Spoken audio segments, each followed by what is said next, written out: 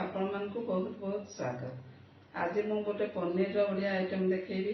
आपण मैंने तो पनीर बहुत आइटम निश्चय तैयारी कर, तो मु आज पनीर पत्र पोड़ा तैयारी करके देखी। पनीर पत्र पोड़ा बहुत हेल्दी और टेस्टी आइटम हे। तो आपण मैंने देखी नियंतु पनीर पत्र पोड़ा। पनीर पत्र पोड़ा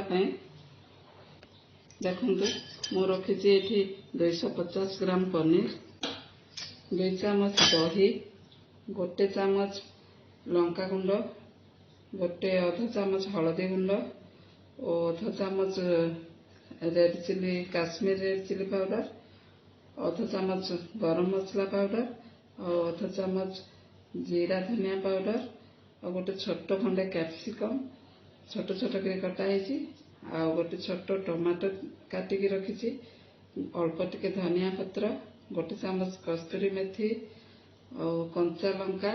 एथिरे व्यवहार हम सोरिष तेल और मु पिंक सल्ट व्यवहार कर सब नहीं आम तैयारी करबा पनीर पत्र पोड़ा। बर्तमान आम पनीर सब बाउल में पकेदबा।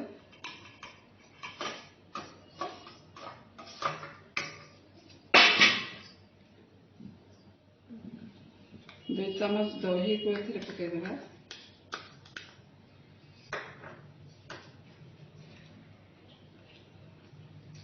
आउ एथिरे मसला गुंड,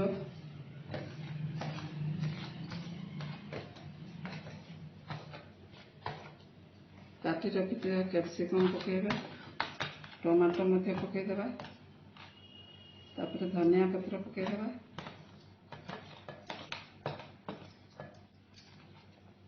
कस्तूरी मेथी पकेबा,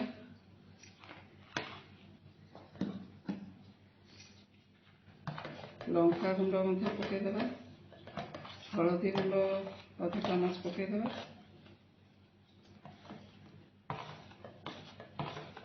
ये लाल लंका पाउडर और स्वाद अनुसार लुण पकेबा। यह आम भल भाव गोल देवा। गोल किसी समय मैरिनेट करके रखिदेवा।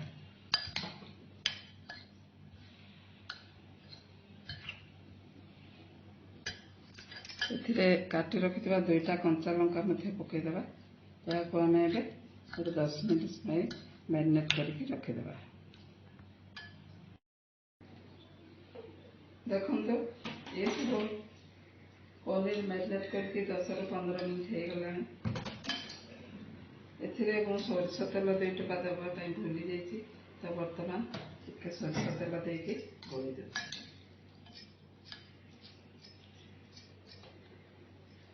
गैस ऑन करके मु माटी तावा बसई।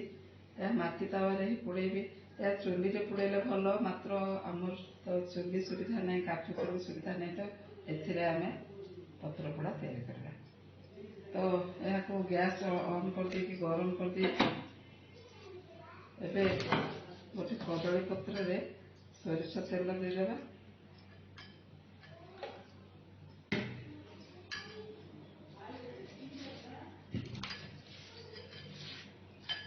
भल भाव सबुआड़े लगेदेव।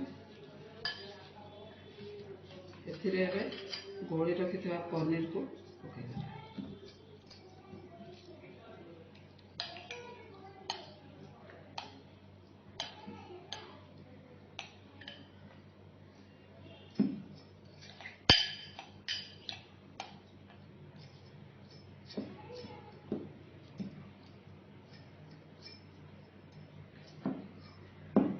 एबे वर्तमान पत्र को चारिपटर फोल्डिंग करके बांधी देबा। यह को वर्तमान चारिपटर फोल्ड करी हमें सूता द्वारा बांधी देबा। वर्तमान गैस बसई मु तावा बसई देसी। तावारे मध्य टिके सोरिष तेल दे देबा। देखंतु एपरि भाबरे मु पत्र भितर पनीर सब देके बांधी देसी। याको हमें तावा ऊपर थोई देबा। याको कवर करके लो मीडियम आंच रे गोटे 10 मिनिट आम याको छाड़ी लो मीडियम रे रखिए। ठीक अच्छे। याको बर्तमान ତଳ ପତ୍ର ସିଝିବା ପାଇଁ ଛାଡ଼ିଦେବା। ଦେଖନ୍ତୁ ଏହା ଘୋଡ଼େଇବାର 10 ମିନିଟ୍ ହେଇଗଲାଣି। ଏବେ ଏହାକୁ ଆମେ ଲେଉଟେଇ ଦେବା। ଏହାକୁ ବହୁତ ସାବଧାନରେ ଲେଉଟେଇବେ।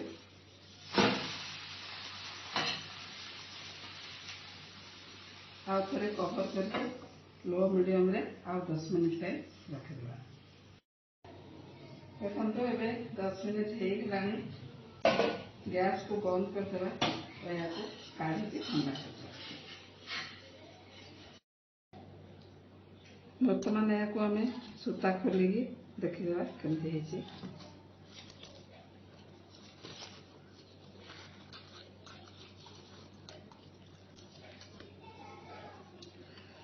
पूरा गरम अच्छी।